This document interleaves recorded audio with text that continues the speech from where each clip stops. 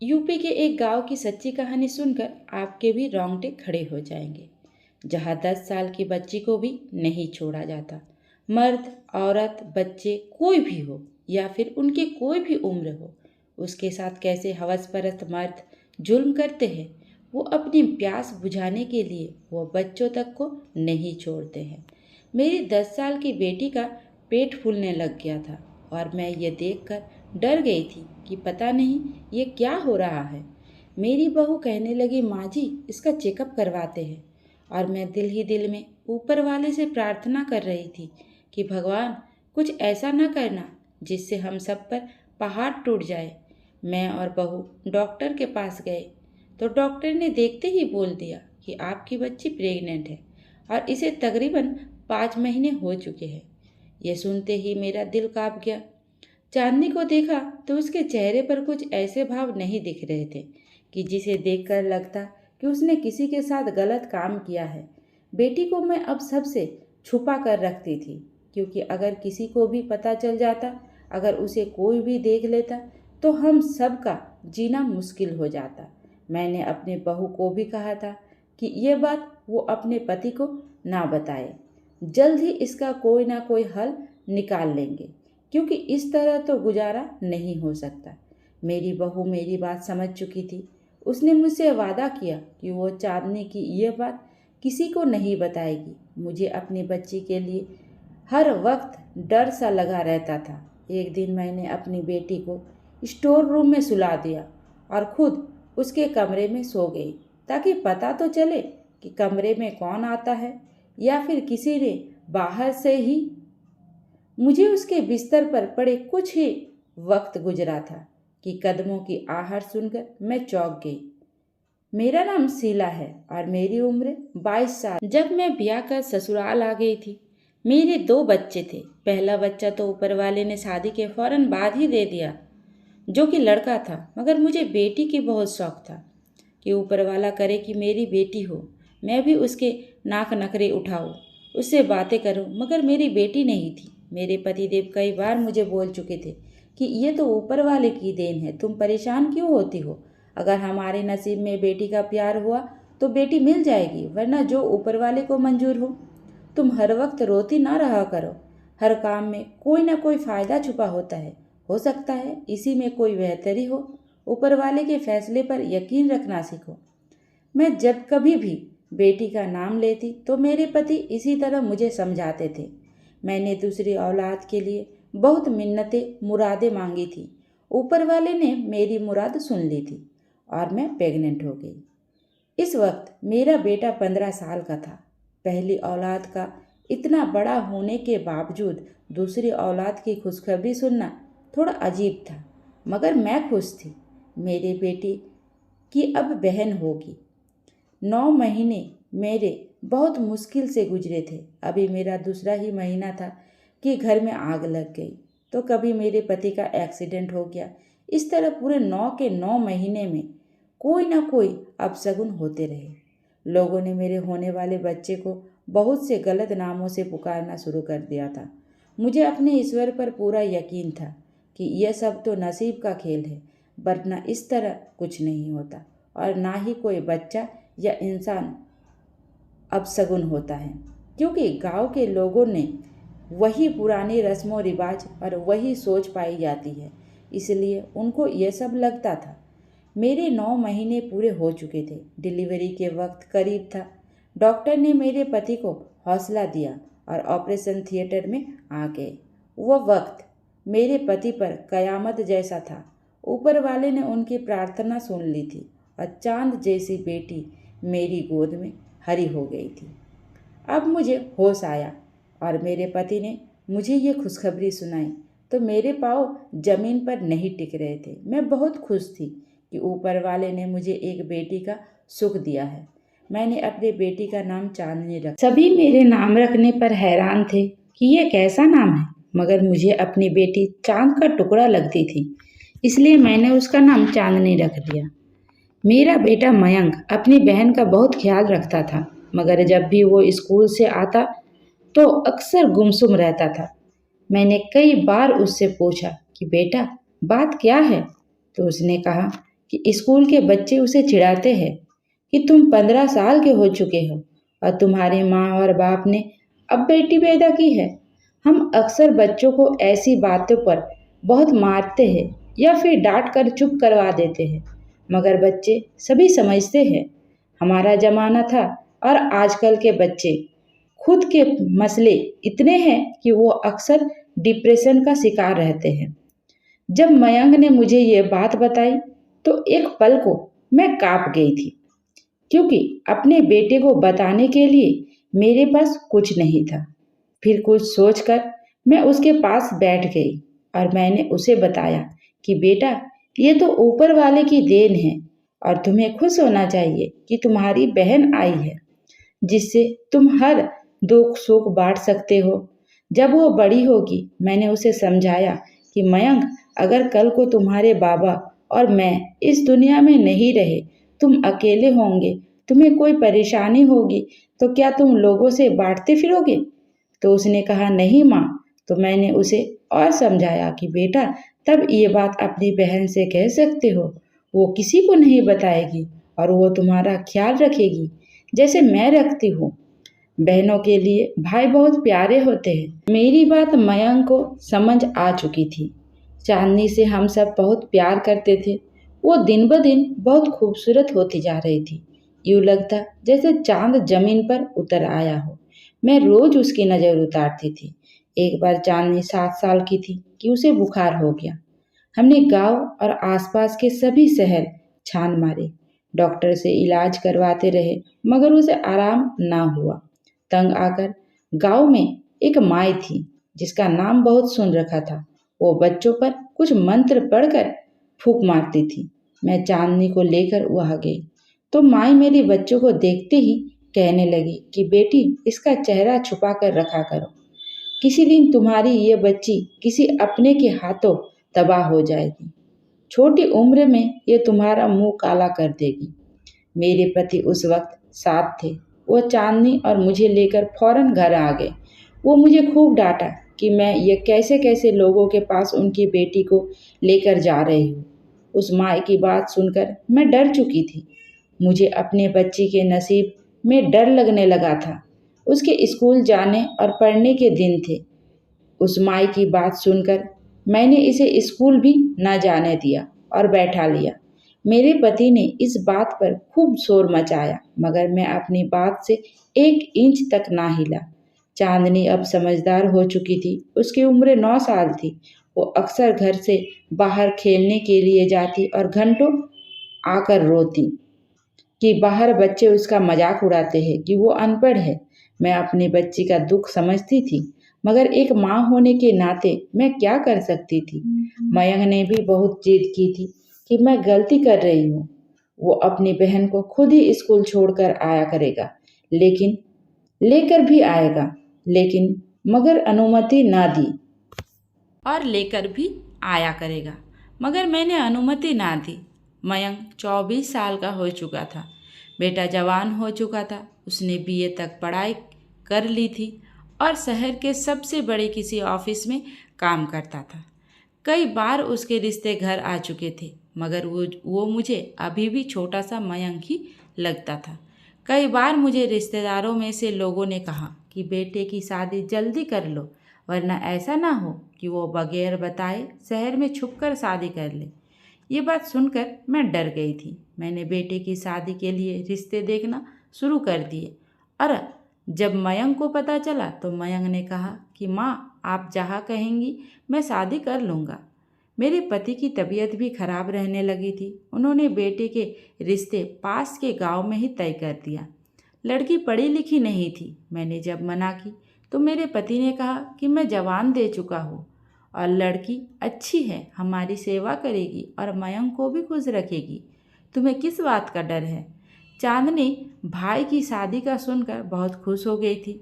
इस वक्त वो 9 साल की थी जब मयंक की हमने शादी कर दी और शीतल को बहू बनाकर घर ले आए। और शीतल घरदारी में माहिर थी। शादी के 3 महीने में वो हम सब का दिल जीत चुकी थी। मैं तो उसे दुआएं देती ना थकती थी कि चलो ऊपर वाले ने इतनी अच्छी बच्ची मेरे बेटे की दुल्हन बना दी। चांदनी हर वक्त भाई भाभी करती रहती थी। शीतल के आने के बाद भी मयंक चांदनी को ज़्यादा वक्त देता था, जैसे शादी से पहले देता था। शीतल इस बात का हम सब से शिकवा तो ना करती थी, मगर मैं ये बात उसके चेहरे से पढ़ चुकी थी। मैंने मयंक को यह बात समझाई कि बेटा, इस बात का ख्याल रखो कि पत्नी और बहन में कोई बात ना हो। तुम उसे ज़्यादा वक्त देते हो और उसे कम। बेटे की शादी को 7 महीने हो चुके थे, मगर मैंने नोट किया था कि मेरी बहू का अपने मायके आना जाना बहुत है। वो हर हफ्ते में 2 बार मायके का चक्कर लगाती थी, जो बात मुझे बिल्कुल पसंद नहीं थी। मैंने बहू को मना किया तो उसने कहा, माँ जी, पास के गांव में शादी करवाने का यही तो फ़ायदा है कि जब मर्जी अपने माँ बाप से मिलने चले जाओ। उसकी बात सुनकर मैं हैरान रह गई थी। बहू की बातचीत मुझे अब एक आँख नहीं भाती थी। मुझे लगता था कि जैसे मैं कुछ ज़्यादा ही सोच रही हूँ। एक दिन मोहल्ले में किसी के घर किसी बच्ची की बर्थडे पार्टी थी, तो मैं वहाँ चली गई। तो मुझे एक औरत ने कहा, शीला, तुम्हारी बहू शीतल गांव के चौधरी के घर क्यों जाती है? तुम जानती नहीं हो वो लोग कितने खतरनाक है? आखिर पूरे गांव में उनकी बदनामी है। तुम उसे मना क्यों नहीं करती? यह बात सुनकर मैं डर गई थी, क्योंकि बहू ने तो कभी चौधरी साहब के घर जाने का जिक्र मुझसे नहीं किया था। घर आकर भी मैं ये बात सोचती रही, मगर मुझे कोई जवाब ना मिला। चांदनी भी उन दिनों कुछ चुप चुप सी रहने लगी थी। उसका रंग पीला पड़ने लग गया था। मैं अपनी बेटी को देखकर परेशान थी, और अगर मैंने उसे डॉक्टर के पास ले जाना चाहा तो बहू ने मुझे रोक लिया कि वैसे ही खाने पीने की कमी है। 7-8 दिन तक अपनी ननद को अच्छे अच्छे पकवान खिलाऊंगी तो देखना माँ जी कैसे ठीक होती है। मैं उसकी बात सुनकर संतुष्ट हो गई थी। चांदनी को बहू पिछले 7 दिन से ताकत की चीज़ें खिला रही थी, मगर वो थी कि दिन ब दिन कांटा बनती जा रही थी। मेरी बहू मुझसे पूछकर उसे अपने घर ले गई कि माँ जी, इसका वहाँ दिल बहल जाएगा। मैंने भी अपनी बेटी को अनुमति दे दी कि चलो ले जाओ। चांदनी तो चांद का टुकड़ा थी, मगर अब उसको देखकर कोई नहीं कह सकता था कि वो पहली वाली चांदनी है। दिन गुजर रहे थे, लेकिन उसकी तबीयत में कुछ फर्क ना आया। मैंने कई बार अपने पति से इस बात का जिक्र किया तो वो कहने लगे, इसे शहर ले चलते हैं। मयंक जिस दिन घर आएगा उसे शहर ले जाएंगे। मयंक अब हफ्ते में 10 दिन के बाद घर आने लगा था। ऑफिस में शायद काम बढ़ चुका था। चांदनी का जन्मदिन था। वो पूरे 10 साल की होने वाली थी। उसके जन्मदिन में 1.5 महीना रह गया था।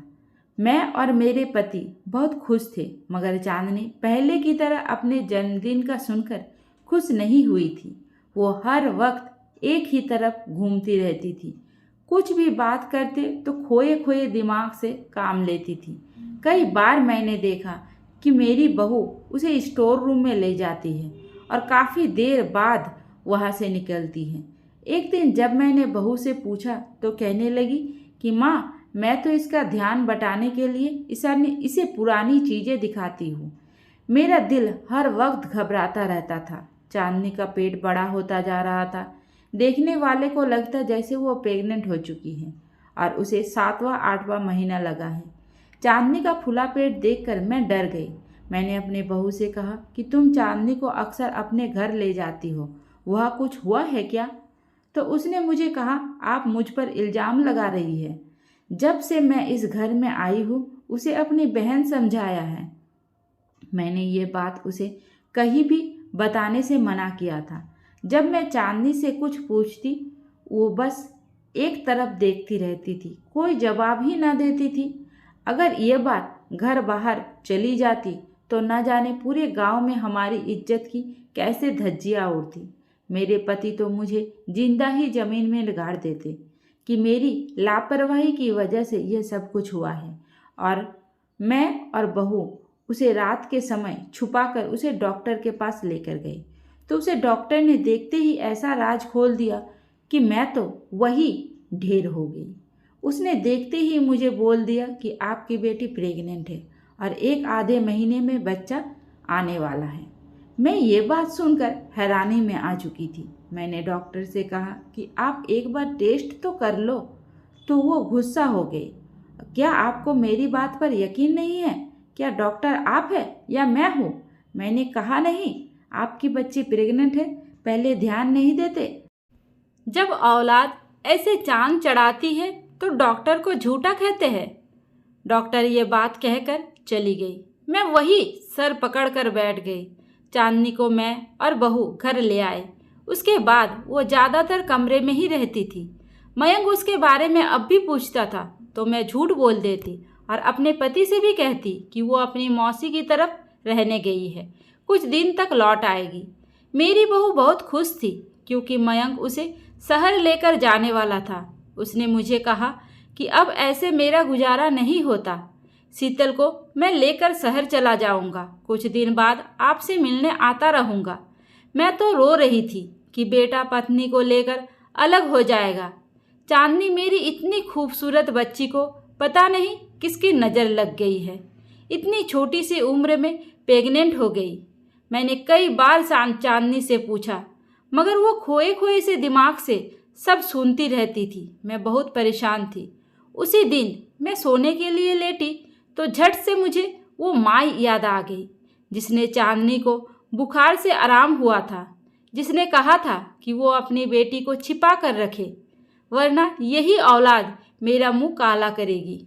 उसी माँ की बात बिल्कुल सच थी। जिस औलाद के लिए मैंने इतनी प्रार्थना की, वही बुढ़ापे में मेरी बदनामी का जरिया बन रही थी। सुबह नाश्ते के बाद मैं बहू से झूठ बोलकर उस माई के पास आ गई। हो सकता है और किसी तरह मेरी चांदनी इस मुश्किल से बाहर निकल आए, मगर मुझे उसके ठिकाने पर आकर पता चला कि वो तो दूसरे गांव जा चुकी है। बुझे हुए दिल के साथ मैं घर लौट आई और अपनी बहू से कहा कि मुझे डॉक्टर के पास ले चलो, हो सकता है मेरी वही मदद करे। मैं और बहू जब उसके पास आए तो उसने मेरी बच्ची का बच्चा गिराने से साफ मना कर दिया कि ये गैरकानूनी काम है और दूसरा, इसमें आपकी बच्ची की जान को खतरा है। वो अभी बहुत छोटी है। मैं परेशान हालत में घर आ गई। समझ नहीं आता था कि कहाँ से अपने औलाद की खुशियाँ मांगूं। मैंने दोबारा ऊपर वाले से रो रो कर प्रार्थना की। उस दिन मैं फिर उस माई की तरफ गई और ऊपर वाले की करनी ऐसी हुई कि दूसरे गांव में मुझे वो आसानी से मिल गई।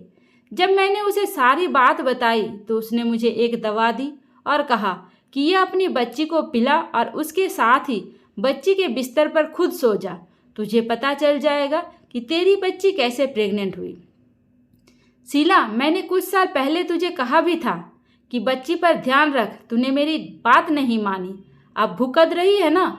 मैं घर आकर चांदनी को दवा पिला चुकी थी और उसे बहू से छिपाकर स्टोर रूम में सुला दिया और खुद जाकर उसके बिस्तर पर सो गई। आधी रात गुजर चुकी थी, मगर अभी तक मेरा चांदनी की तरफ ध्यान था। पता नहीं वो ठीक होगी या नहीं। अगर किसी को पता चल गया तो क्या होगा। और कल तो बेटा बहू भी शहर चले जाएंगे। मैं इसी सोच में गुम थी कि मुझे कमरे में कदमों की आहट सुनाई दी। मैं दम सीधे लेती रही। कुछ ही मिनट बाद कमरे में धुआं फैलना शुरू हो गया, जो मेरे दिमाग को चढ़ा तो मैं फौरन चक कर उठी। मैं एकदम सीधे लेटी रही। कुछ ही मिनट बाद कमरे में धुआं फैलना शुरू हो गया, जो मेरे दिमाग को चढ़ा तो मैं फौरन चौंक कर उठ बैठी थी। उस वक्त कमरे में कौन हो सकता था, मगर जैसे ही मैं उठी मेरी आत्मा कांप गई, क्योंकि कमरे में उस वक्त कोई और नहीं बल्कि आधी रात को चांदनी की सगी भाभी शीतल थी। वो मुझे वहाँ देखकर डर गई थी। मैंने कमरे की लाइट जलाई तो उस वक्त उसके हाथ में कोई मीठी चीज़ थी। मैं गुस्से से उससे पूछने लगी कि तुम यहाँ चांदनी के कमरे में क्या कर रही हो और यह धुआं किस चीज़ का है। मेरी बात सुनकर वो साफ मुकर गई, मगर मैं जान चुकी थी कि चांदनी की इस हालत के पीछे शीतल है। मेरी आवाज़ सुनकर मयंक और मेरे पति भी वहाँ आ गए। मयंक ने आते ही कमरे की खिड़कियाँ खोली ताकि धुआं बाहर निकले। उसके हाथ में मैंने खाना लेकर फेंक दिया और कहा, सच बता शीतल, वरना इसी वक्त इस घर से निकाल दूंगी। क्या करती रही हो तुम चांदनी के साथ? मयंक और मेरा पति हैरान थे। वो मुझे कहने लगे कि क्या हो गया है आपको। वो क्यों करेगी ऐसा? मैंने उन दोनों को चुप करवा दिया और उसे कहा, सच बताओ वरना इसी वक्त घर से निकाल दूंगी और तुम्हारे माँ बाप को तुम्हारी करतूत बताऊंगी। ये सुनते ही शीतल कहने लगी, चांदनी की इस हालत की जिम्मेदार मैं हूँ। ये सुनते ही मेरे कदमों तले से ज़मीन निकल गई। वो मेरी बेटी की खूबसूरती से जलती थी और यही नहीं, मयंक और हम सब चांदनी चांदनी करते थे तो उसे बिल्कुल पसंद नहीं था। वो चौधरी साहब के घर में चांदनी के लिए कोई गलत दवा लेने जाती थी और वो धुआं रोज रात को उसके कमरे में करती, जिससे चांदनी बीमार पड़ जाए, उसके शरीर के अंग खराब हो जाएंगे, फेफड़े फूल जाए। मुझे उस औरत की बात याद आ गई जिसने मुझे कहा था कि उसने उसे कई बार उसे वहाँ जाते देखा है, मगर मेरी बहू ने मुझसे झूठ बोला था।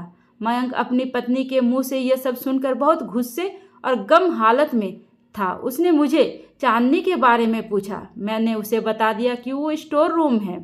वो अपनी बहन को स्टोर रूम से जब लेकर आया तो वो उसके फूले हुए पेट को देखकर डर गया, मगर वो सच जान चुका था कि उसकी पत्नी ने क्या किया है। जलन की आग ने उसने मेरी मासूम सी बच्ची की जिंदगी तबाह कर दी थी। मयंक शीतल को लेकर घर से फौरन निकल गया। अगली सुबह मैं अपने बेटे के साथ बेटी को हॉस्पिटल लेकर गई। मयंक ने बहू को घर से निकाल दिया। मैं अगली सुबह अपनी बेटी को हॉस्पिटल लेकर आई। डॉक्टर ने कहा कि आपकी बेटी को कुछ जहरीला दिया जाता रहा है, जिससे उसका जिस्म फूल चुका है, लेकिन आप फिक्र ना करें, ऊपर वाले से प्रार्थना करें कि आपकी बच्ची ठीक हो जाए। चांदनी का इलाज चल रहा है। मेरे पति को लगता है कि यह सब कुछ उनकी वजह से हुआ है। अगर वो उस लड़की को अपने घर की बहू ना बनाते तो आज उनकी बेटी ठीक होती। चांदनी का 2 महीने से इलाज हो रहा है और मैं उस डॉक्टरनी के पास गई जिसने बगैर टेस्ट किए मेरी बेटी पर इल्ज़ाम लगा दिया था, और मैंने उसे खूब बातें सुनाई कि तुम जैसी डॉक्टरों की वजह से लोगों की जिंदगियां खत्म हो रही है। अगर तुम उस समय टेस्ट कर लेती तो शायद मेरी बच्ची की यह हालत ना होती। उस डॉक्टरनी ने मुझसे माफ़ी मांगी थी। चांदनी अपनी हालत देखकर डर चुकी थी, जिसका उसके दिमाग पर असर हुआ था, और वो किसी से भी बात नहीं करती थी। मैंने उस माई से भी चांदनी का इलाज जारी रखा था। मेरी बहू जलन की आग में इतनी अंधी हो चुकी थी कि उसे मेरी बेटी की मासूमियत भी नज़र नहीं आई। एक 10 साल की बच्ची से उसे क्या खतरा हो सकता था? वो तो भाभी भाभी कहती ना थकती थी। मैं और मेरे पति बहू को माफ़ कर चुके थे, मगर मेरा बेटा उसे माफ़ करने को तैयार नहीं था। फूलों से पली नाजुक बच्ची को उसने कांटों जैसे दर्द दिया था। जलन रिश्ते को खा जाती है, फिर इंसान को वही मिलता है जिसकी वो कोशिश करता है, और मोहब्बत तो कमानी पड़ती है या फिर नसीब की बात होती है। इसी तरह जलन और बदले से हम कभी भी किसी का दिल नहीं जीत सकते, बल्कि दिल से उतर जाते हैं। जैसे मेरी बहू उतर गई थी। उसकी गलती को हमने माफ़ तो कर दिया था, क्योंकि वो मेरे बेटे की बच्चे की माँ बन चुकी थी। अगर दिलों में आई नफ़रत को कोई भी ख़त्म नहीं कर सकता, इसलिए कभी भी किसी का घर बर्बाद करके उस पर अपने घर की नींव ना रखें। दोस्तों, उम्मीद करती हूँ आपको हमारी कहानी पसंद आई होगी। कहानी पसंद आई है तो वीडियो को लाइक करें, चैनल पर नए हैं तो चैनल को सब्सक्राइब करें, और हाँ, नोटिफिकेशन बेल को ज़रूर दबाएं ताकि अगली अपडेट सबसे पहले आपको मिले। धन्यवाद।